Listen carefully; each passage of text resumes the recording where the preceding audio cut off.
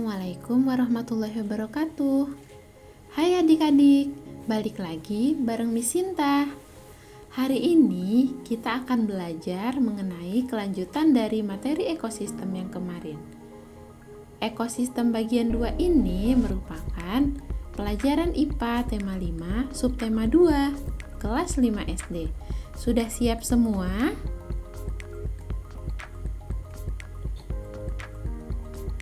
Pada bagian 2 ini, materi yang akan kita bahas adalah hubungan antar makhluk hidup di ekosistem, rantai makanan dan jaring-jaring makanan, dan keseimbangan ekosistem.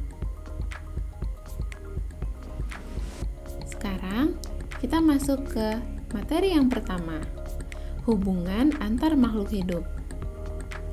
Di dalam ekosistem terdapat banyak jenis makhluk hidup. Semua jenis makhluk hidup ini saling hidup berdampingan dan juga berinteraksi.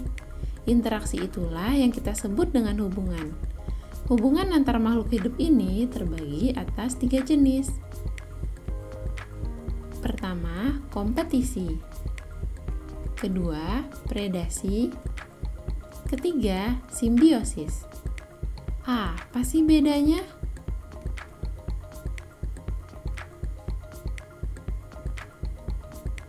Kompetisi merupakan interaksi organisme-organisme yang hidup bersama dalam satu habitat dan bersaing untuk sumber daya yang sama dan terbatas. Biasanya, dalam berkompetisi ini, organisme yang terkuatlah yang akan menang. Kalau dalam bahasa kitanya sih, kompetisi itu persaingan ya. Segala jenis bentuk persaingan itu adalah kompetisi. Memangnya apa saja sih yang dijadikan bahan untuk bersaing? Jenis sumber daya yang diperebutkan adalah dapat berupa makanan, energi, wilayah, cahaya, unsur hara, udara, dan lainnya. Oh iya, makhluk hidup yang dimaksud dalam bagian ini bukan cuma hewan ya, bisa berupa manusia, bisa juga berupa tumbuhan. Nah, contoh dari kompetisi itu, misalnya dalam gambar ini kita bisa lihat ada singa dan hyena bersaing memperebutkan hewan buruannya. Berarti di sini mereka memperebutkan makanan ya. Kemudian ada juga singa dan harimau yang bersaing memperebutkan wilayah kekuasaan. Kira-kira siapa yang menang ya? Adik-adik bisa tahu?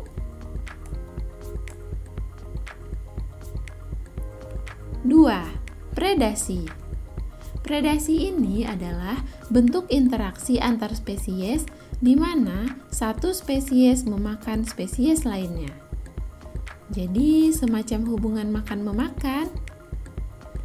Yang memakan kita sebut predator, sedangkan yang dimakan kita sebut mangsa. Contohnya, harimau memangsa kijang. Jadi ternyata harimau ini bisa memakan kijang ya. Kemudian ada juga elang yang memangsa ular.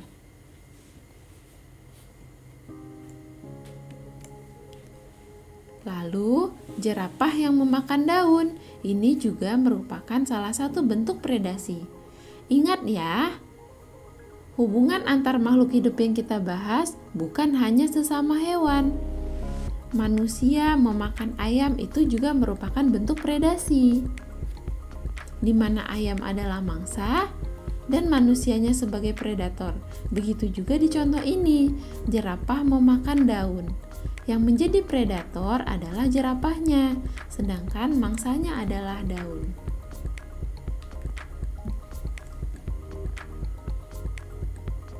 Tiga, simbiosis. Sebelumnya, adik-adik sudah pernah dengar belum apa itu simbiosis? Simbiosis adalah interaksi biologis jangka panjang dan dekat antar dua organisme biologis yang berbeda. Wah, bahasanya cukup ribet ya, tapi mari kita sederhanakan. Sederhananya, simbiosis adalah hubungan antar dua makhluk hidup, baik dalam bentuk sejenis maupun berbeda.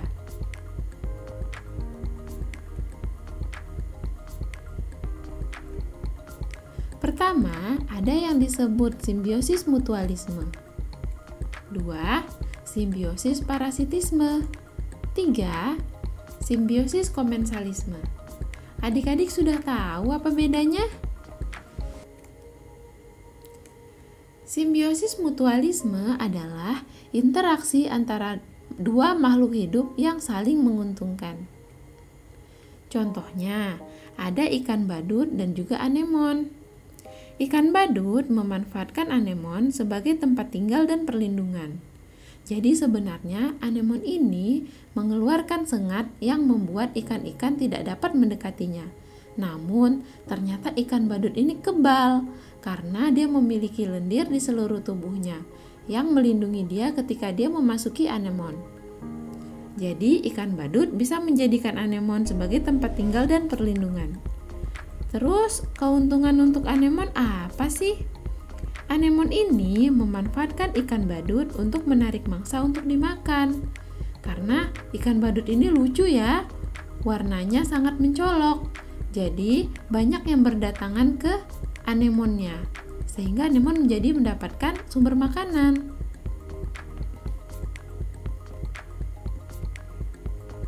Kemudian ada juga burung pelatuk dan juga kerbau. Burung pelatuk ini hinggap di atas kerbau, kemudian makan kutu, serangga, parasit, dan juga hama yang ada di tubuh kerbau. Juga, burung pelatuk menjadikan kerbau sebagai tempat perlindungan. Untuk kerbau, dia menjadi beruntung juga ya, karena tubuhnya jadi terbebas dari kutu dan juga penyakit lainnya. Ternyata, hubungan antara burung pelatuk dan kerbau ini juga berlaku antara burung pelatuk dengan zebra, jerapah, sapi, ataupun badak. Nah, ini nih contohnya burung pelatuk dan badak. Sama ya? Kemudian, simbiosis mutualisme juga terjadi antara kupu-kupu dan bunga. Kupu-kupu mendapat nektar untuk makan, sedangkan bunga terbantu untuk penyerbukan. Karena ketika kupu-kupu berpindah mencari nektar dari satu bagian ke bagian lain, serbuk sari terbawa dan jatuh ke kepala putik, sehingga terjadilah penyerbukan. Sekarang kita masuk ke simbiosis parasitisme. Simbiosis parasitisme ini adalah interaksi antara dua makhluk hidup di mana satunya untung, satunya lagi rugi. Contohnya yang terjadi pada Rafflesia dan inangnya. Ternyata di mana Rafflesia ini hinggap dan bertumbuh, maka tanaman yang menjadi inangnya lama-kelamaan akan mati. Karena ternyata sumber makanan yang seharusnya dinikmati oleh inangnya dihabiskan oleh Rafflesia. Kemudian juga terjadi pada buah dan lalat buah. Buah yang dihinggapi oleh lalat lama-kelamaan akan busuk ya. Contoh berikutnya juga terjadi pada tanaman tali putri dan beluntas. Tanaman tali putri ini dia beruntung karena numpang hidup. Sedangkan beluntas ini rugi karena makanannya diambil oleh tanaman tali putri. Berikutnya, simbiosis komensalisme. Pada simbiosis komensalisme, salah satu pihak diuntungkan sedangkan pihak lain tidak terpengaruh. Jadi, pihak lainnya ini tidak untung tapi juga tidak rugi. Contohnya, yang terjadi pada ikan hiu dan ikan remora. Ikan remora ini memakan makanan sisa dari hiu, sehingga hiu di sini tidak dirugikan, namun ikan remora beruntung karena mendapat sumber makanan.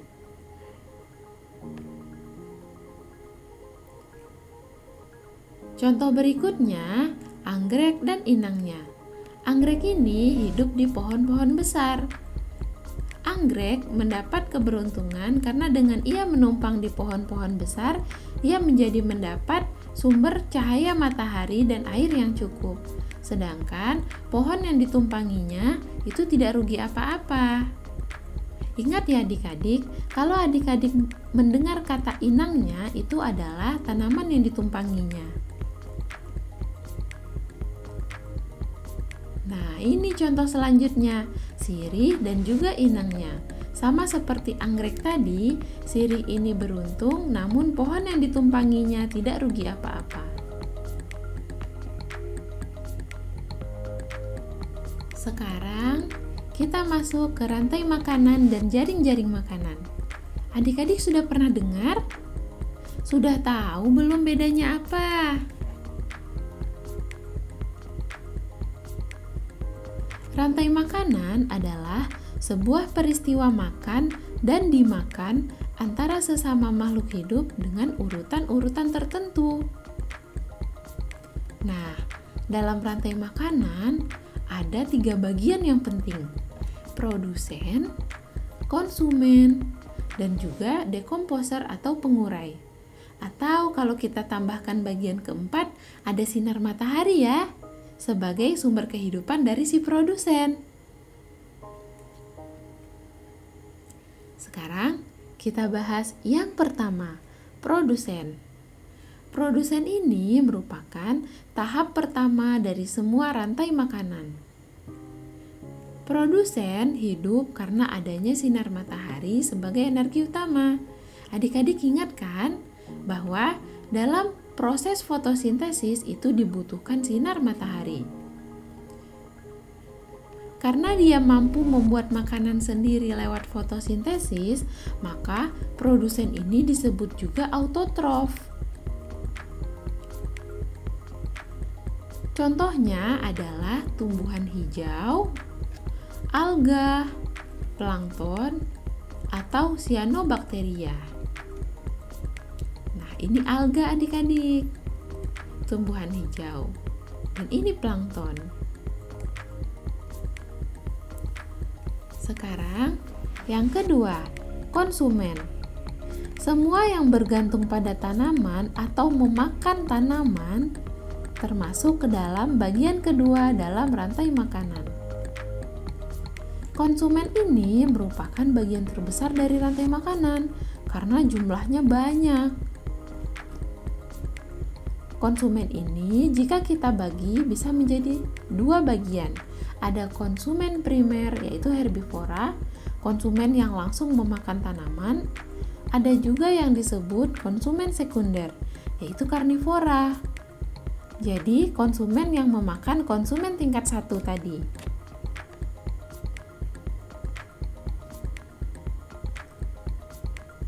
Tiga, dekomposer atau pengurai. Dekomposer ini merupakan bagian akhir dari siklus hidup. Dekomposer membantu dalam mendaur ulang nutrisi karena memberikan nutrisi ke tanah atau lautan sehingga dapat dimanfaatkan kembali oleh produsen. Sampai sini adik-adik sudah paham? Jangan lupa ya, contoh dekomposer adalah bakteri dan jamur. Nah, sekarang kita lihat dulu. Ini contoh rantai makanan. Ingat ya, rantai makanan ini merupakan satu kesatuan utuh yang tidak dapat terpisahkan. Jadi dia berbentuk siklus. Dimakan dan memakan. Seandainya kita baca di sini, kita bisa mulai fitoplankton dimakan oleh zooplankton. Zooplankton dimakan oleh udang. Udang dimakan oleh ikan tuna. Ikan tuna dimakan oleh singa laut. Singa laut kemudian mati dan terurai dengan bantuan pengurai atau dekomposer. Kemudian bakteri pengurai ini akan dimakan oleh fitoplankton, begitu terus membentuk sebuah siklus. Ini merupakan contoh rantai makanan berikutnya. Kalau tadi ada di laut, sekarang kita bahas contoh rantai makanan yang ada di darat. Awalnya, produsen berupa tanaman-tanaman hijau atau rumput-rumputan dimakan oleh konsumen tingkat 1. Di sini konsumen tingkat satunya adalah tikus, karena tikus memakan rumput tadi. Kemudian, tikus sebagai konsumen tingkat 1 dimakan oleh ular, sehingga ular adalah konsumen tingkat 2. Ular ini kemudian dimakan oleh elang, sehingga elang kita sebut sebagai konsumen tingkat 3. Elang kemudian mati dan terurai oleh bantuan dekomposer. Setelah terurai, elang ini bisa dimanfaatkan sebagai pupuk atau ia akan kembali ke tanah dan dimanfaatkan oleh tanaman untuk hidup. Jadi siklus ini akan terus-menerus berulang. Nah, sekarang kita lihat contoh rantai makanan yang ada di sungai atau danau. Awalnya, fitoplankton sebagai produsen dimakan oleh ikan-ikan kecil sebagai konsumen tingkat 1. Ikan kecil dimakan oleh burung bangau sebagai konsumen tingkat 2. Burung bangau kemudian dimangsa oleh buaya. Hap! Jadi buaya ini adalah konsumen tingkat 3. Buaya kemudian mati dan diuraikan oleh bakteri pengurai. Setelah mati dan terurai, kemudian akan dimanfaatkan oleh fitoplankton. Rantai makanan udah. Sekarang kita lanjut ke jaring-jaring makanan ya. Jaring-jaring makanan adalah gabungan dari rantai-rantai makanan yang tumpang tindih dalam ekosistem dan saling berhubungan. Singkatnya, jaring-jaring makanan merupakan gabungan dari beberapa rantai makanan. Jadi, rantai makanan digabung rantai makanan, digabung rantai makanan, terbentuklah jaring-jaring makanan. Sesuai namanya, jaring-jaring makanan ini berbentuk jaring karena banyak cabangnya. Jadi, kalau misalnya mau kita baca nih, awalnya bunga sepatu sebagai produsen dimakan oleh ulat. Kemudian ternyata ulat ini bukan cuma memakan bunga sepatu, tapi juga memakan sawi. Kemudian ulat dimakan oleh burung pipit. Burung pipit dimakan oleh elang. Ternyata elang gak cuma makan burung pipit, tapi juga makan katak. Katak ini juga makan belalang. Sama halnya dengan burung pipit yang juga memakan belalang. Kemudian elang ini juga memakan tikus. Tikus juga memakan sawi. Pokoknya dalam jaring-jaring makanan banyak peristiwa memakan dan dimakan. Jadi tidak hanya satu garis lurus ya, tapi ada banyak cabangnya.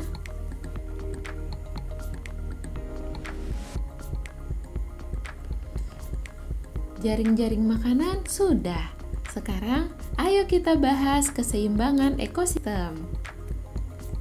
Keseimbangan ekosistem adalah kemampuan ekosistem untuk menahan berbagai perubahan dalam sistem secara keseluruhan.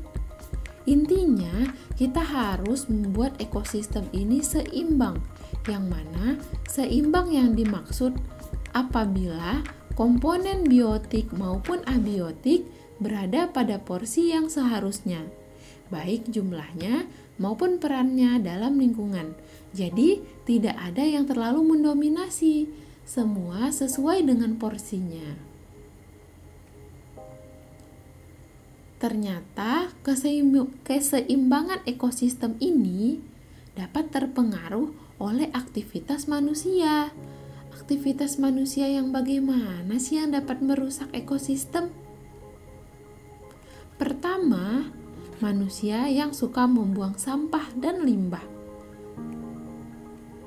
Kemudian, pembakaran hutan.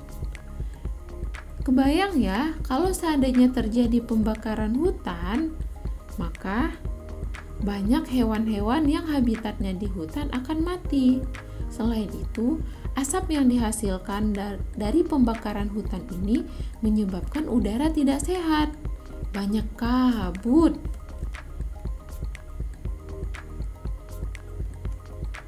Kemudian, penambangan. Penambangan terbuka pada pertambangan emas mengubah hutan hujan lebat menjadi gurun tandus dan mati. Tidak ada tanaman yang dapat hidup. Selain itu, limbah sisa pertambangan menyebabkan sungai menjadi keruh dan coklat. Juga, zat kimia yang digunakan pada proses penambangan dapat mematikan ikan dan satwa lain. Karena seringkali penambangan ini, zat-zat sisanya dibuang ke laut atau ke sungai atau ke air. Tentu dapat merugikan makhluk hidup lain ya. Kemudian, pembangunan industri. Industri seringkali dibangun di daerah pertanian yang produktif. Akibatnya, harusnya area yang ditempati oleh sawah dan ladang dibangun menjadi industri dan sawah dan ladangnya menjadi rusak. Selain itu, dampak negatif dari pembangunan industri ini adalah seringkali limbahnya dibuang ke udara sehingga udara menjadi kotor. Limbah cairnya dibuang ke sungai atau laut sehingga juga mengotori sungai dan laut. Belum lagi, pembangunan industri ini biasanya membutuhkan banyak air, sehingga penggunaan air yang berlebihan dapat mempercepat habisnya sumber daya.